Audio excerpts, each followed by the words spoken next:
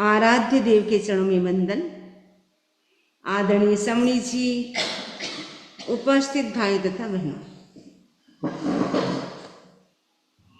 10 लक्षण महापर्व की आराधना में उपस्थित भाइयों तथा बहनों, जब जब पर्व आता है तब व्यक्ति के भीतर अलग ही उत्साह होता है, अलग आनंद होता है। ये 10 लक्षण पर्व क्या हम पहली बार ही आज मना रहे हैं या कभी मनाए थे आपने?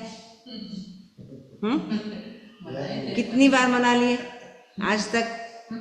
याद है आपको कितनी बार मनाए? काउंट नहीं किया। इस लाइफ में मनाए कि पहले भी मनाए थे आपने कभी? अच्छा, पहले भी हम अनादिकाल की यात्रा हमारी जन्म मरण की चल रही है। डेथ एंड बर्थ की साइकिल अनादिकाल से चल रही है। अनादिकाल की यात्रा में हमने कितनी बार 10 लक्षण पर्व मनाए होंगे। इस लाइफ में भी देखे तो कितनी बार मना ली। तो हर साल हम 10 लक्षण पर्व मनाते हैं, तो क्या हमारे भीतर कुछ परिवर्तन आया?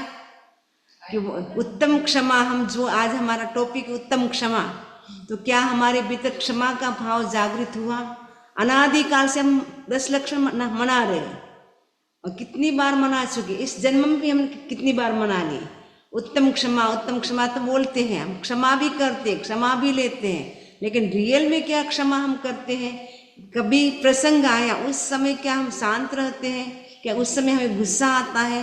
यदि उस समय अगर हम शांत रहते, इसका मतलब है आपने उत्तम क्षमा की अच्छी आराधना की, आपका गुस्सा बिल्कुल ही खत्म हो गया है। यदि कोई किसी ने कुछ कहा उस समय तुरंत गुस्सा आ गया, इसका मतलब है हमने अच्छी तरह से उत्तम क्षमा की आराधना नहीं की। हमें चिंतन करना है, क्योंकि आज का दिन आत्मनिरीक्षण का, अपने आप को देखना है कि कब कब मुझे गुस्सा क्यों आता है। इतना उत्तम क्षमा बोलते हैं, मिच्छामि दुक्कड़म भी करते हैं, फिर भी गुस्सा आता है। क्यों आता है? क्योंकि अभी कर्म का जो बारूद है ना, वो अंदर भरा पड़ा है। बारूद होता है ना, बारूद, उसको थोड़ी सी चिंगारी लगती है तो क्या आग जल जाती है। वैसे ही ऐसे तो हम शांत बैठे हैं, लेकिन थोड़ा सा निमित्त मिलते ही क्या होता है, एकदम आग हमारे भीतर जो भरी पड़ी है। जब तक किसी ने कुछ नहीं कहा तब तक हम बहुत अच्छे हैं, लेकिन जैसे किसी ने कुछ कहा तुरंत ही वो आग जागृत हो जाती है। वो अभी तक, इसका मतलब है अभी तक क्षमा क्यों लेते हैं मुंह से, शब्द से, वर्ड्स से। ऊपर से हमने बोल दिया मैं आपको क्षमा करती हूँ, मुझे क्षमा कर दिया, आपने उनको क्षमा भी कर दिया सामने वाले को, और आपने क्षमा भी मांग ली, लेकिन जैसे निमित्त मिला वही घोड़ा वही मैदान, वही होता है ना। जैसे निमित्त मिलता, नहीं मिलता है तब तक तो कोई बात नहीं, लेकिन हम सुनते भी हैं, करते भी हैं, लेकिन अभी तक हमारा क्रोध शांत क्यों नहीं हुआ? इतनी बार हमने 10 लक्षण पर्व मना लिए, इतनी बार हर साल भी मनाते। मान लो पास्ट लाइफ का छोड़ दो, पास्ट लाइफ में भी बहुत बार हम जैन बने तब मनाए होंगे, जब दिगंबर बने हम तब मनाए होंगे, लेकिन वो छोड़ दो। लेकिन इस लाइफ में भी हम कितने सालों से मनाते आ रहे हैं, फिर भी हमें चेक करना है अपने आप का, सेल्फ चेक। क्योंकि ये पर्यूषण पर्व होता है बॉडी चेकअप, डॉक्टर बोलते हैं बॉडी चेकअप कराओ, तो हमें ये अपना सिटी स्कैन करना है अपने आप का। तो सिटी स्कैन में क्या करते हैं, सारी चीजें होती, छोटी छोटी सारी चीजें हमें दिखती बारीकी से। वैसे आज के दिन हमें सिटी स्कैन अपने आप का करना, विदाउट डॉक्टर के पास आपको नहीं जाना, विदाउट डॉक्टर अपना सिटी स्कैन करना, यानी अपने आप को देखना है कि कहाँ बारीकी से। क्योंकि सिटी स्कैन होता है, MRI होता है ना, तो आज का उत्तम क्षमा पर्व MRI का पर्व है, सिटी स्कैन का पर्व है, सेल्फ परसेप्शन का पर्व है, अपने आप को देखने का पर्व है। हमें अपने आप को देखना है कि हमारे कहाँ हमारे अंदर क्या क्या दोष है, क्रोध, मान, माया, लोभ, ये 4 कषाय अभी तक वो खत्म क्यों नहीं हो रहे? इतनी बार मनाने पर भी खत्म क्यों नहीं हो रहे? तो आगमकार कहते हैं कि अभी तक क्या हुआ, हमारे भीतर जो मोह कर्म है उसका नाश नहीं हुआ है। अनादिकाल की यात्रा में हमने कितने शरीर धारण किए, उसका अंत्येष्टि की। जब मृत्यु हो जाती उस समय क्या अवसान हो जाता, मृत्यु हो जाती तब क्या करते, अंत्येष्टि करते, यानी अंतिम संस्कार करते। शरीर को तो कितनी बार जला दिया, लेकिन अभी तक कसाय जो है उसको नहीं जलाया हमने, जिसको जलाना चाहिए वो कसाय खत्म नहीं हुआ। यानी बहिरंग साधन तो बहुत बार मिले, हमने देव पूजा भी की, गुरु पूजा भी की, शास्त्रों का स्वाध्याय भी किया, बहिरंग पूजा करते रहे, भगवान के सामने बैठ करके पूजा की, लेकिन पूजा कैसे की, आराधना कैसे की? भगवान के सामने बैठे, लेकिन अंदर क्या है? अपेक्षाएं, इच्छा है कि भगवान ने आपकी आराधना करते मेरे बेटे की जॉब अच्छी लग जाए। भगवान मतलब भगवान के पास ही जा करके भी हम अपेक्षा रखी भगवान से, बिना अपेक्षा से हमने आराधना नहीं की। भगवान के सामने बैठते हैं, जाते पूजा करते, तो मन में इच्छा क्या होती है? हमारा घर में हेल्थ अच्छा रहे, बेटी की जॉब अच्छी लग जाए, घर में सुख शांति बनी रहे। उस भाव से हम मंदिर भी जाएंगे, भगवान के पास भी जाएंगे, तो हमारी कामनाएं होती, इच्छाएं होती। हम ऐसे नहीं कि कर्मों की निर्जरा के लिए मैं भगवान की पूजा करें। हमारा लक्ष्य क्या होना चाहिए? भगवान की पूजा करते समय भगवान आपने जैसे कर्मों को खत्म किया है वैसे हम भी कर्मों को खत्म करें। आपने जैसे केवल ज्ञान को प्राप्त किया है वैसे हम भी केवल ज्ञान को प्राप्त करें। आपने जैसे 8 कर्म का क्षय करके सिद्ध बुद्ध अवस्था को प्राप्त किया है वैसे हम भी बने। वैसे क्या भाव आता है कि भगवान को देख करके कि वो दूसरे भाव आते हैं? बता सकते कौन से भाव आते हैं जब आप भगवान की पूजा करते तब? बता सकते? जैसे बनने का दिल तो होता है। अच्छा, तो बहुत अच्छी बात है। लता जी को उनके जैसे बनने का भाव है, तो इसका मतलब सही रूप में आपने उत्तम क्षमा की आराधना की है। यदि हम जाते हैं भगवान के सामने और दूसरी इच्छाएं होती है, इसका मतलब अभी तक उत्तम क्षमा की आराधना हमने सही नहीं की। जो रावण था ना, रावण, वो शांतिनाथ भगवान की आराधना करता था, फिर भी वो नरक में गया। नरक में क्यों गया?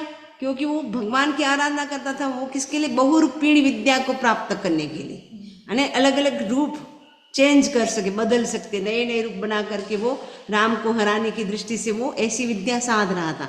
बाहर से तो लगता बहुत एकदम साधना में डूब गया है, लेकिन अंदर क्या क्या भाव चल रहा है?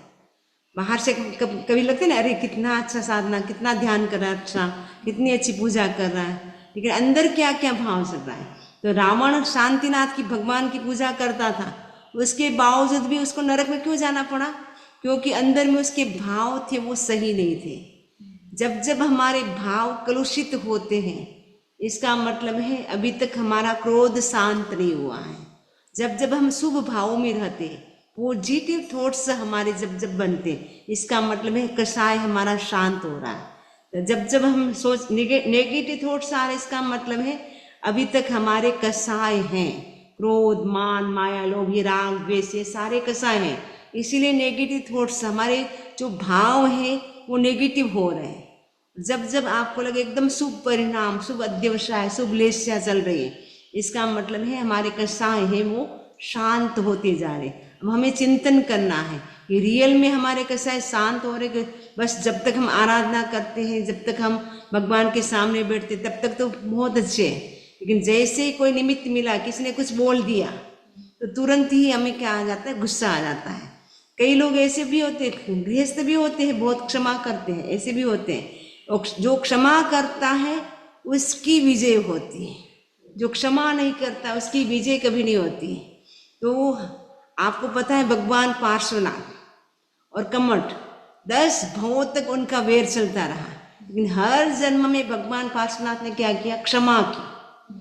क्षमा की, इसलिए त्रिलोकीनाथ बन गए भगवान पार्श्वनाथ। और कमठ ने क्षमा नहीं की, कमठ ही करता रहा, तो कमठ की संसार बढ़ गया। डेथ एंड बर्थ की साइकिल बढ़ गई कमठ की, क्योंकि वो हर जन्म भगवान को टॉर्चर करता रहा, हर जन्म गुस्सा करता रहा, जिसके कारण उसका जन्म मरण, जो डेथ एंड बर्थ की साइकिल, वो बढ़ गई। भगवान पार्श्वनाथ ने क्या किया? क्षमा की। वो कुछ भी बोलता, लेकिन वो कुछ, भगवान उनका प्रतिकार नहीं करते थे, वो क्षमा करते थे, जिसके कारण भगवान पार्श्वनाथ ने क्षमा की। क्षमा के कारण वो त्रिलोकीनाथ बन गए। और क्षमा नहीं करेंगे तो अपन बनेंगे त्रिलोकीनाथ। यदि हमें त्रिलोकीनाथ बनना है तो हमें क्या करना है? क्षमा करना जरूरी है। क्षमा का मतलब है सहन करना।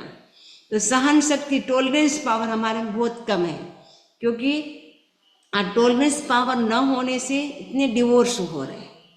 आप देखते हैं ना कितने डिवोर्स हो रहे हैं। और अमेरिका में तो कहा जाता है प्रति 5 मिनट एक आत्महत्या होती है, एक सुसाइड होता है, और प्रति 7 मिनट एक तलाक यानी डिवोर्स होता है।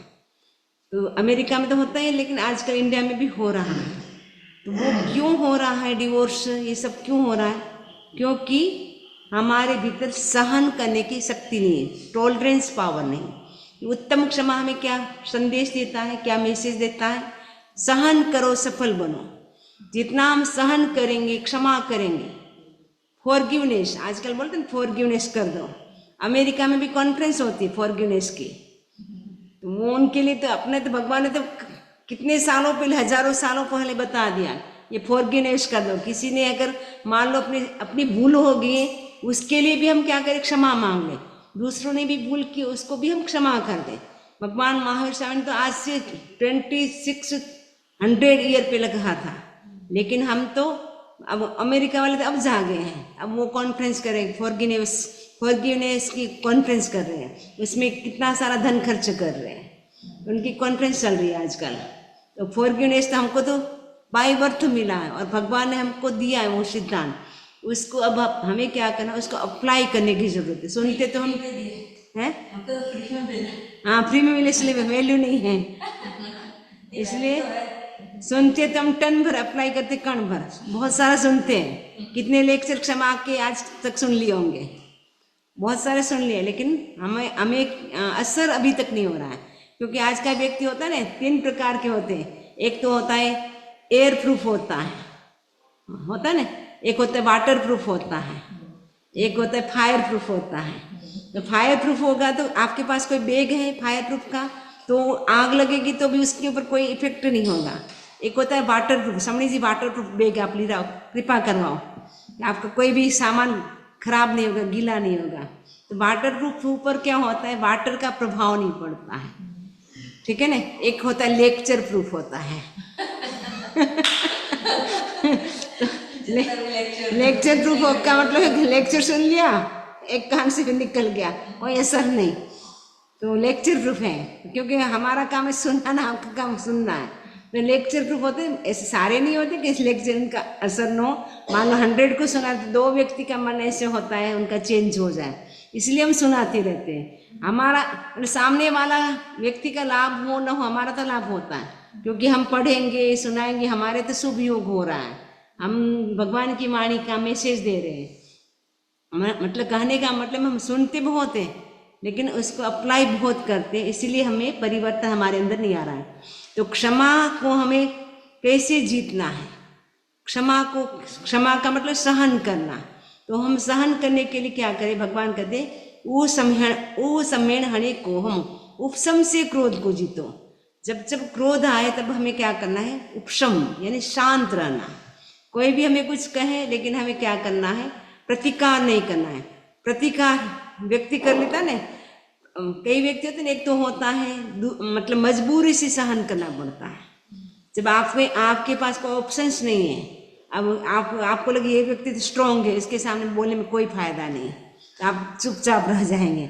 और सामने वाला व्यक्ति कमजोर है तो आप उसको धमकाएंगे, आप कौन है बोलने वाले, होता ना। एक मजबूरी से सहन करते हैं, एक आप इच्छा से सहन करोगे, उसमें लाभ ज्यादा होगा। भगवान महावीर स्वामी में इतनी ताकत थी, वो चाहते तो प्रतिकार कर सकते थे, क्योंकि एक्शन का उन्होंने रिएक्शन नहीं किया। उनके सामने कितने उपसर्ग आए, भगवान महावीर स्वामी के सामने कितने उपसर्ग आए। 20 मारणांतिक संगम देव ने कष्ट दिए। भगवान तो तीर्थंकर होते ना, कहा जाता अनंत बलि होते, अनंत बलि। संसार में जितने भी व्यक्ति उनसे हाईएस्ट एनर्जी किसमें होती है? तीर्थंकरों में होती है। इतने तीर्थंकर एनर्जेटिक होते हैं। भगवान महावीर इतने एनर्जेटिक थे, उसके बावजूद भी उन्होंने क्या नहीं किया? उसका प्रतिकार नहीं किया, एक्शन का उन्होंने रिएक्शन नहीं किया, एकदम समता में रहे। तो समता से मोक्ष होता है। जितनी हम समता रखते हैं उतना मोक्ष हमारा जल्दी होता है, और जितना हम कसाय करते हैं, क्रोध करते, उतना मोक्ष हमारा दूर होता जाता है। यदि हमारा मोक्ष इसीलिए नहीं हुआ क्योंकि अभी तक हमारा कसाय है वो छूटा नहीं। हरिभद्रेश्वरी क्या बोलते हैं? मोक्ष किसका होता है? कसाय मुक्ति किल मुक्ति रेवा। जिसका कसाय शांत होता है। कसाय का मतलब क्रोध, मान, माया, लोभ, ये 4 कसाय हैं, और राग और द्वेष, यही कर्मों के बंधन के कारण है। उसके पीछे तो हम अनादिकाल से घूम रहे हैं। इसलिए हमें क्या करना है? उत्तम क्षमा मनाने के लिए हमें क्या करना है? अपना जो टॉलरेंस पावर उसको बढ़ाना है, और उसमें हमें पेशेंस भी रखना होता है। कभी कभी किसी ने कुछ बोला और तुरंत हम क्या हो जाते? गुस्से में हो जाते हैं, उसका तुरंत तुरंत हम कोई भी डिसीजन न लें। उसको सोचे कि उन्होंने कुछ बोला है, इसके पीछे कोई रीजन होगा, या उनको पूछ ले कि आपने ये क्यों बोला मेरे को। तुरंत गुस्सा में आ गया, अपने बोलना शुरू कर दिया। ऐसा नहीं, आवेश तुरंत नहीं करना। आपको एग्जाम्पल भगवान महर्षि स्वामी के टाइम का श्रेणिक राजा थे, आपको पता हो तो श्रेणिक राजा थे, और उनकी वाइफ का नाम था चेलना। ऐसे तो बहुत सारी थी, लेकिन एक चेलना भी थी उनकी। तो चेलना एक भगवान महर्षि स्वामी के दर्शन करने के लिए जाती है। दर्शन करने के लिए जाती हैं, तो रास्ते में जब वो आ रही थी, एक दिगंबर संत थे, वो ध्यान में खड़े थे। इतना विंटर का टाइम, इतनी सर्दी और कपड़े बिल्कुल नहीं, और उस स्थिति में भी इतने मेडिटेशन में हों, तो उनको लगता है कि कितनी इतनी ठंड है, इतना सब कुछ हम मतलब अपन तो सिक्योर जाते हैं ना, आप लोग तो कोट ने बूट ने टोपी सब कुछ पहन के जाते, तो वो तो महारानी थी, तो वो तो सब कुछ उनके पास सब कुछ फैसिलिटी के साधन थे, सब कुछ थी सुविधा, तो सब कुछ पहन के गई। और उसके बाद भी उसको ठंड लग रही थी। और रात को जब वो सो गई, नींद में थोड़ा सा कंबल से उसका हाथ बाहर रह गया, जिसके कारण उसका हाथ एकदम सूना, कभी कभी होता है ना ठंड लगती है, हाथ एकदम सूना अकड़ गया। तो वो उसके मुंह से निकल पड़ता है, वो क्या करता होगा, उसका क्या होता होगा, उसका क्या होता होगा। पास में कौन सोया हुआ था? राजा। राजा श्रेणी को लगता है कि ये जरूर पर पुरुष की इच्छा करती है, वो क्या करता होगा, उसका क्या होता होगा। तो राजा ने पूछा नहीं, अगर पूछ लेता तो शायद कुछ खराब नहीं होता, पूछा नहीं, एकदम आवेश, इतना गुस्सा आ गया तेज। उनका बेटा कौन था? राजकुमार का नाम क्या था? अभय कुमार। अभय कुमार को ऑर्डर दिया कि मैं भगवान महर्षि स्वामी का व्याख्यान सुनने के लिए जा रहा हूँ। एक तरफ तो भगवान महर्षि स्वामी के दर्शन करने के लिए जाऊँ, देशना सुनने के लिए जाऊँ, दूसरी तरफ कहा कि इस महल को मैं आऊँ तब तक पूरा उसका आग लगाकर जला देना। ये रानी जो चेलना का जो पैलेस है ने, उसको क्या करना है? जलाना है, फायर लगाना है। ठीक है, एक पिता की आगे और दूसरी तरफ राजा। इसलिए अभय कुमार ने कहा जी आप जैसे कहेंगे वैसे हो जाएगा। इधर वो भगवान महर्षि स्वामी के दर्शन करने के लिए पहुंचते, देशना चल रही थी। भगवान महर्षि स्वामी कहते चेलना है जितनी भी सत्य है उसमें सबसे मेन है, अग्रणी है, प्रमुख है, हेड है। तो राजा श्रेणिक सोचता कि ऐसे कैसे, वो तो रात को तो बोल रही थी वो क्या करता होगा, वो क्या करता होगा, इसका मतलब परपुरुष में इच्छा करते, लेकिन भगवान तो ये कह रहे ऐसे कैसे। फिर अब भगवान महर्षि स्वामी की देशना सुनी, क्योंकि भगवान के ऊपर उनकी अटूट श्रद्धा थी, भगवान के भक्त थे श्रेणिक राजा, तो भगवान कभी गलत नहीं बोल सकते। और दौड़े दौड़े इतनी स्पीड के साथ वो दौड़ते हैं कि अब अनर्थ हो जाएगा, यदि जला देगा। तो जैसे श्रेणिक राजा आ रहे थे, अभय कुमार रास्ते में थे कि अभय कुमार क्या?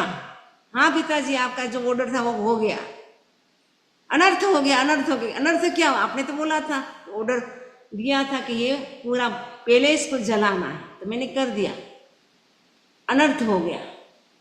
तो अनर्थ कैसे हुआ? इसको जलाना नहीं था।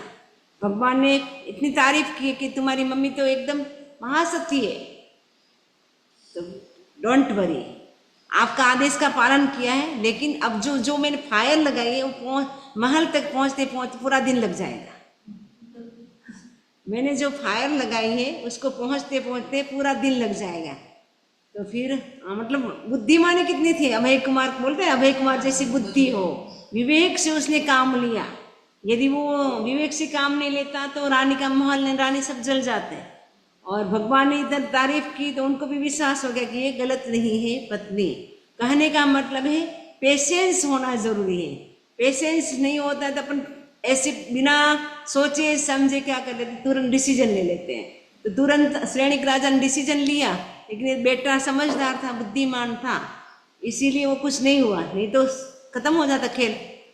इसलिए मतलब कहने का मतलब अपने सामने भी बहुत सारी सिचुएशन आती है, हम तुरंत डिसीजन ले लेते हैं। इसने मेरे साथ ऐसे किया मैं भी ऐसे करूँगी, उसने ऐसे किया मैं भी ऐसे करूँगी। होता ना, एक्शन का रिएक्शन होता है। पत्थर का जवाब किससे देते हैं? ईंट से देते हैं, टिट फॉर टेट, जैसे को तैसा। तो वैसे हम क्यों करते? क्योंकि अभी तक हमारे अंदर कसाय हैं। इतनी बार हमने शास्त्रों को सुना, इतनी बार हमने भगवान के दर्शन भी किए, बिंब के, जिन बिंब के भी दर्शन किए, शास्त्रों को भी पढ़ा, लेकिन अभी तक हमारे अंदर कसाय शांत नहीं हो रहा है। उस कसाय का जो संस्कार है अनादिकाल का, उस कसाय को संस्कार को खत्म करने के लिए बहिरंग साधना के साथ आंतरिक साधना करनी पड़ेगी। बहिरंग साधना तो बहुत करते, तपस्या भी कर लेते हैं, उपवास करते हैं, एकासन करते हैं, तो वो लगते हाँ बहुत धार्मिक है, तो बहुत एकासन करती है, तो बहुत उपवास करते हैं। अरे वो तो चल रहा है, वो तो अच्छी बात है, लेकिन सबसे अच्छी बात है गुस्सा हमारा शांत हुआ नहीं, वो सोचने की बात है। तपस्या तो करो तो अच्छी बात है, लेकिन सबसे बड़ी बात है गुस्सा शांत करना, समता रखना। समता से मोक्ष होता। आज तक जितने भी जीवों का मोक्ष हुआ, जितने भी प्राणी का मोक्ष हुआ, उनका समता से हुआ। इवन कुरगड़ुक साधु खाना खा रहा था, संवत्सरी के दिन साधु को कल्पता नहीं खाना खाना, लेकिन उससे रहा ही नहीं जा रहा था। संवत्सरी के दिन साधु का नियम है, श्रवण जी का नियम है, उस दिन कंपल्सरी कैसी भी सिचुएशन हो तो भी उनको उपवास करना कंपल्सरी होता है। कुरगड़ुक साधु बोले कि कुछ भी हो जाए मेरे से तो होगा नहीं उपवास, तो गुरुदेव से बोलते मैं तो कोचरी जाऊंगा गुरुदेव, मेरे से भूखा नहीं रहा जाता। तो गुरुदेव ने कहा ठीक है, इच्छा नहीं थी फिर भी जाओ, तुम्हारी इतनी इच्छा भूखा है तो जा। तो ऐसे गुस्सा में आदेश देते हैं। फिर वो बेचारा, क्योंकि संवत्सरी के दिन कोई के घर में उस समय खाना नहीं बनता, लगभग सारे गृहस्थ भी उस दिन उपवास करते हैं, उनको खाना नहीं मिले, एक घर में बासी खिचड़ी मिलती है। तो गुरुदेव को दिखाते हैं, क्योंकि नियम होता है, कोई भी चीज़ लेके आते तो बड़े को दिखाना जरूरी होता है। तो दिखाया गुरु मतलब कैसा है, आज संवत्सरी का दिन है, तुमको कैसे उतरता गले से नीचे, तो थूका। तो वो अब पात्री में अब हिला रहा है, मिला रहा है।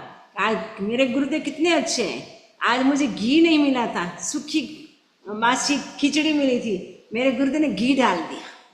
ऐसे शुभ भाव करते करते खाते खाते केवल ज्ञान की प्राप्ति होगी, और सारे देव दुंदु भी बच जाती है। और आचार्य सोचते कि हम इतने बड़े आचार्य हमारे दर्शन करने, लेकिन देवता आगे जा रहे हैं। क्या बात है कि कुरगड़ुक मुनि को केवल ज्ञान की प्राप्ति, अरे ये तो भूखा संवत्सरी के दिन भी उपवास नहीं किया, उसको केवल ज्ञान।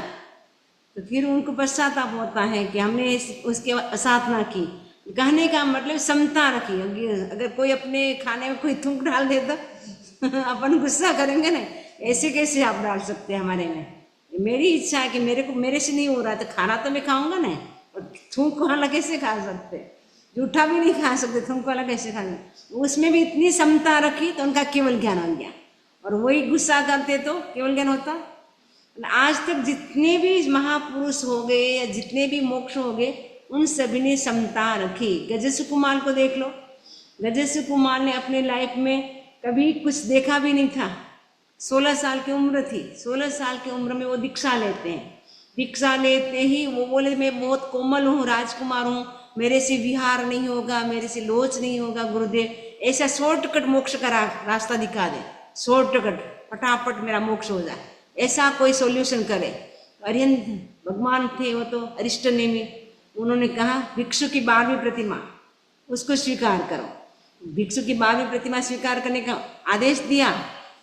उसमें नियम होता है कि जिस पोजीशन में स्वीकार करते उसी पोजीशन में रहना होता है। एकदम मतलब ऐसे कंठ को ऐसे रखना, दोनों हाथों को नीचे रखना, न हिलना न डुलना। कोई भी उपसर्ग आ सकता है उसमें, देव मनुष्य तीन संबंधी कोई भी उपसर्ग आए, लेकिन उसमें कुछ भी करना नहीं होता है। तो गजेश्वर कुमार 12वीं भिक्षु की प्रतिमा स्वीकार करके वो खड़े हो जाते हैं। उधर से उनके जो ससुर जी थे, सौमिल ससुर, वो उधर से गुजरते हैं। देखते उनका जो लाखों वर्षों पहले का जो वेर था वो याद आ जाता है। आपको पता है जो क्रोध करते हैं उसकी मेमोरी कितने दिन रहती है? क्रोध की 2-3 दिन रहेगी, मतलब गुस्सा है 2-3 दिन अपना मूड ऑफ रहेगा। और जो द्वेष करेंगे उसकी मेमोरी 2-3 महीना तक रहेगा। किसी के प्रति द्वेष आ जाता है द्वेष का भाव। लेकिन जो वेर की जो मेमोरी है वो 900 भव तक रहती है। वेर की मेमोरी 900 भव तक रहती है। वेर मतलब एक्शन का रिएक्शन करते हैं ना अपन, कांट बांध लेके हिना बेन के साथ, हिना बेन ने मेरे साथ ऐसा किया, मैं भी अब ऐसा ही करूंगी, बदला लूंगी, बदले की भावना, समझ गए? वो वेर की जो गाढ़ बन जाती है ना, वो 900 भव तक चल सकती है। और फिर वो साथ साथ में ऐसे अपना साथ साथ में जन्म होता रहेगा। फिर एक दूसरे को मारने वाले बनेंगे साथ में। ऐसे एक मतलब कोई डॉगी बन गया, वो कैट बन गया, फिर वो मार देगा। ऐसे हो जाएगा, शेर बन गया बकरी बन गया, वो एक दूसरे को फिर मारने वाले बनेंगे। तो वेर की गांठ होती है, वो हर जन्म मारता रहता है, और दोनों ही बराबर हो जाए तो फिर चलता रहता है लंबे समय तक। जैसे एक क्षमा कर दे तो फिर अपने आप छूट जाता है। जैसे भगवान पार्श्वनाथ ने क्षमा कर दी, इसलिए वो उनका मोक्ष हो गया। वो भले अभी भटक रहा है कमठ, लेकिन वो भगवान महर्षि ने क्षमा कर दी तो उनका मोक्ष हो गया। इसलिए दोनों ओर से वेर नहीं बंधा, वो क्षमा करते गए, ये मारता गया। हर जन्म में कमठ भगवान को कष्ट देता है, मारता है। इवन पार्श्वनाथ भगवान भी बन गए तो भी वो कितनी पानी की मूसलाधार बारिश बहाता है, यहाँ तक भगवान के नाक तक पानी आ जाता है, तो भी वो शांत नहीं होता है, माने भगवान को इतना कष्ट देता है। फिर धर्मेंद्र पद्मावती आते हैं उनको मतलब सुरक्षा करने के लिए, उनके सिर के ऊपर होता है ना फन होता, नाग फन है ना, वैसे वो मतलब छत्र के रूप में उनकी सुरक्षा करते हैं। मैंने कहने का मतलब है एक तरफ वेर था इसीलिए वो डूबता रहा, भगवान ने क्षमा कर दी तो वो त्रिलोकीनाथ हमारे बन गए। तो हमें भी क्या करना है, कोई हमारे साथ करे उस समय वो सामने वाला कुछ भी करे, यदि हम समता रखते तो हमारे कर्मों का बंधन नहीं होता, हम भी उसके बराबर करते हैं। उसने किया तो मैं भी क्यों कम थोड़ी हुए, होता ना अपने होते ना। इसलिए मोक्ष प्राप्ति के 23 बोल में एक बोल है, 36 शक्ति क्षमा करे तो जीव जल्दी मोक्ष जा।